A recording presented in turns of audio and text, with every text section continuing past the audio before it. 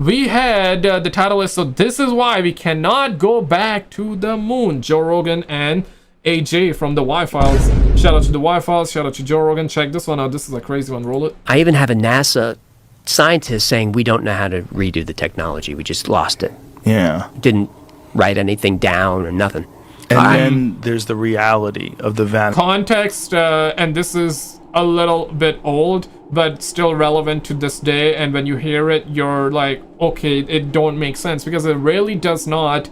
They claimed, they as in NASA, right? So people that claim to have gone to the moon, whether you believe it or not, that's up to you. But here's the thing, right? There are so many different conspiracy theories. It's insane, right?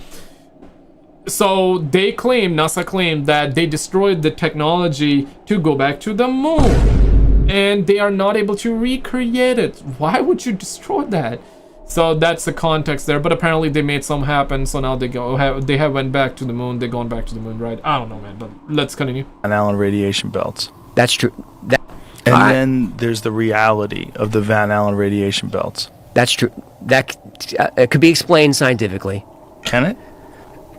The radiation is high particles, high voltage, all that, but they're spread wide apart, so you just got to go really fast through them. Right, but it took hours to get through it. It did, but they still were moving fast. Or it would kill everybody. Or it would kill everybody.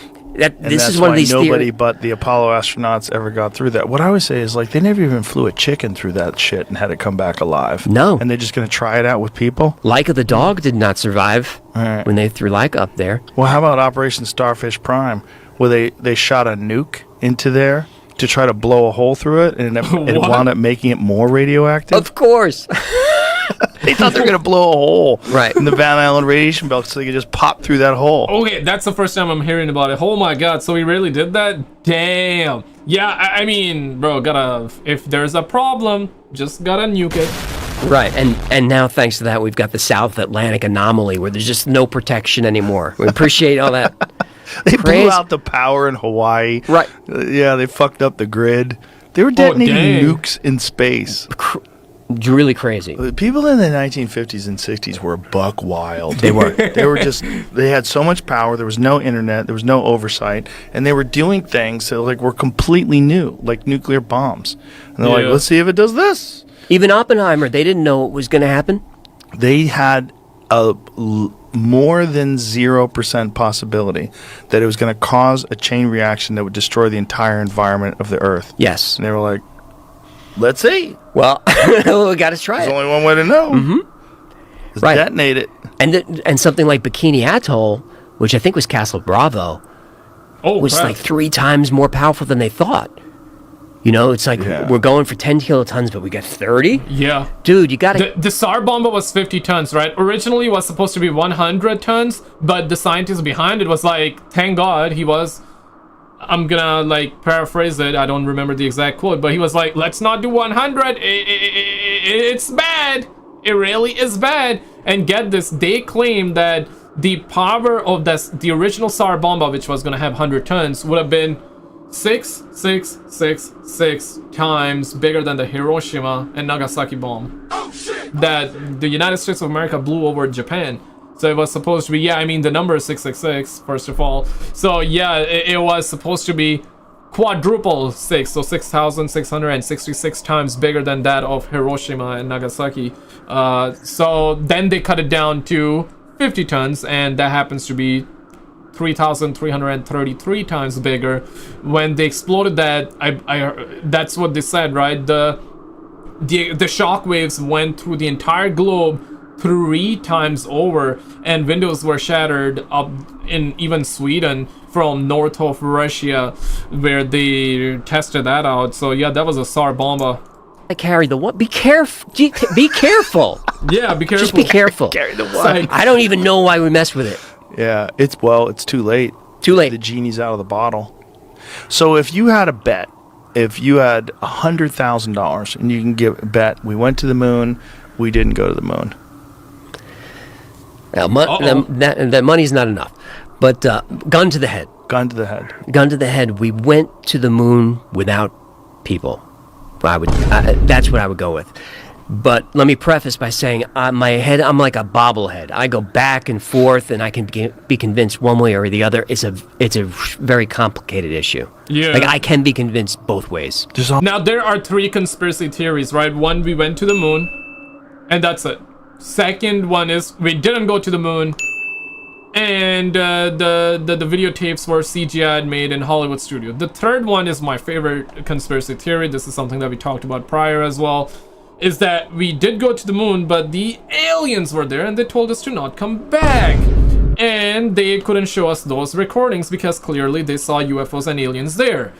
So therefore, then they staged and faked some of the videos at like a Hollywood studio to show the public that, yeah, look, we went to the moon.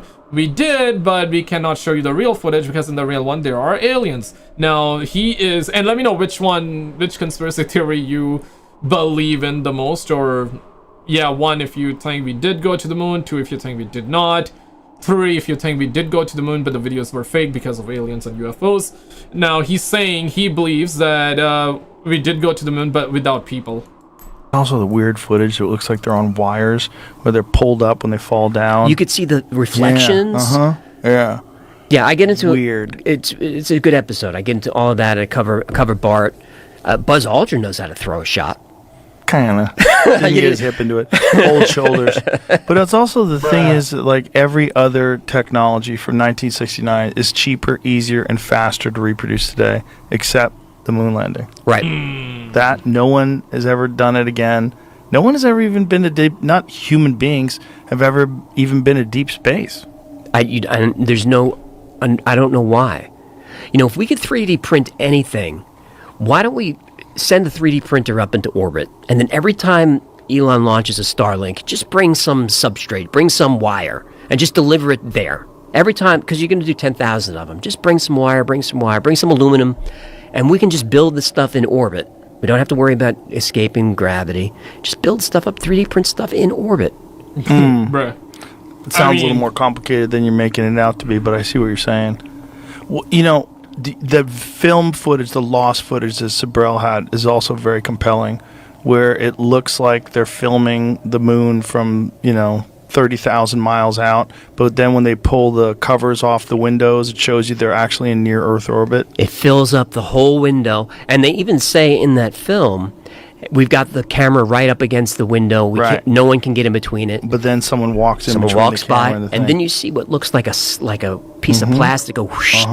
Yeah. And then everything opens up.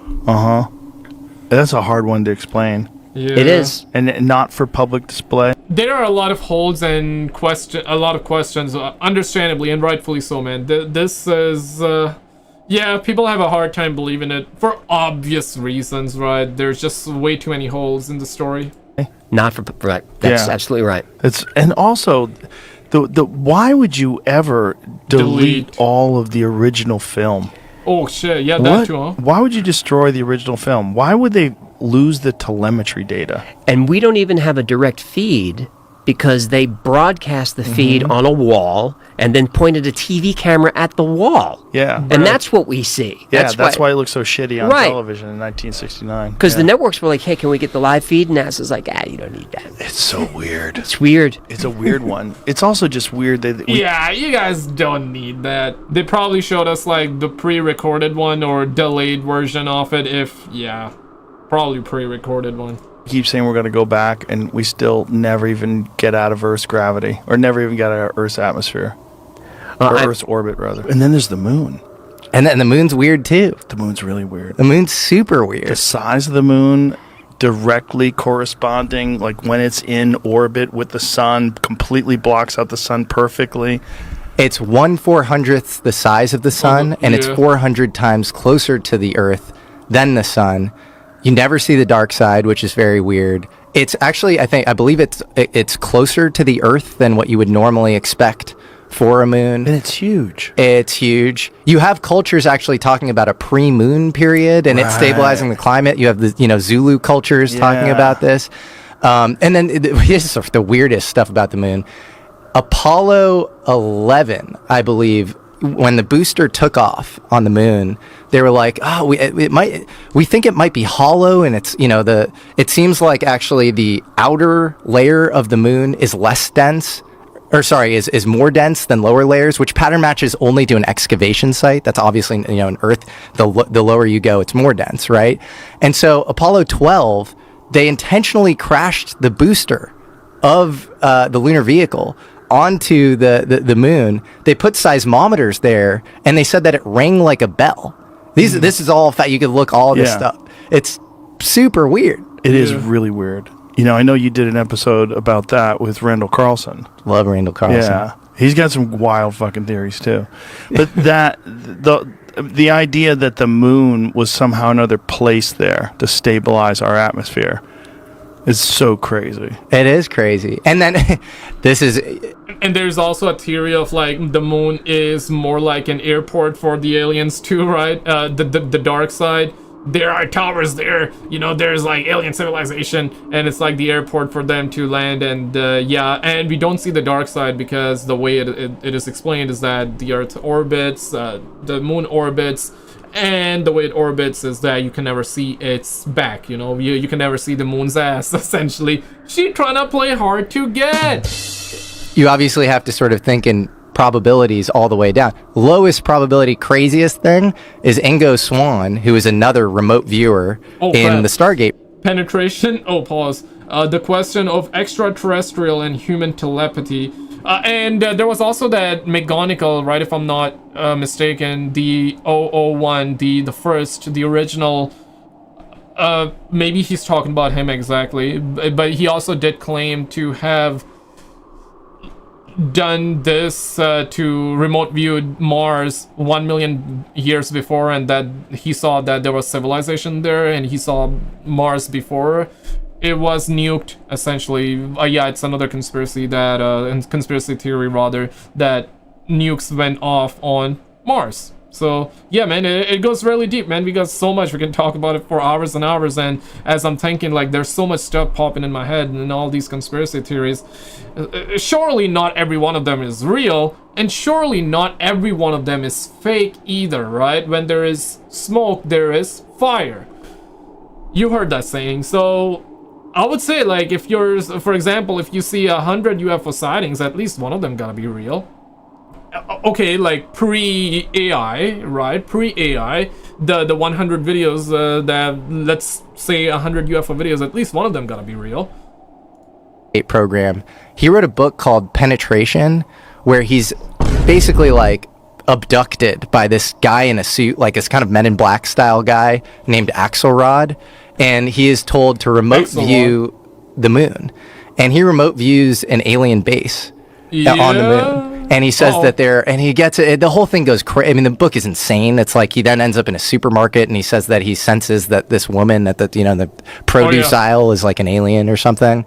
But a lot of people from that Stargate program remote viewed, structures on the dark side of the moon and that sort of thing. So, well, but AJ from the Y Files was on, and he was the one that was telling us that there's photos, right, of the dark side of the moon, that someone had seen photos and was assuming that... Yeah, the whistleblower, and he was assuming that they would talk about it on the news channel, but then later on he was found dead. These would be released shortly, that there were structures. Wow, this is going to be the biggest news ever, and then it was never released. Are you talking about maybe Carl Wolf? This guy, yeah. Okay, so his name is Carl Wolf. I didn't know the name, but yeah, this is the guy. So he claimed... And he claimed to have seen the photos, and he thought that they will talk about it on the news because, oh my god, it's one of the biggest story ever, but they never did, and he was found dead after.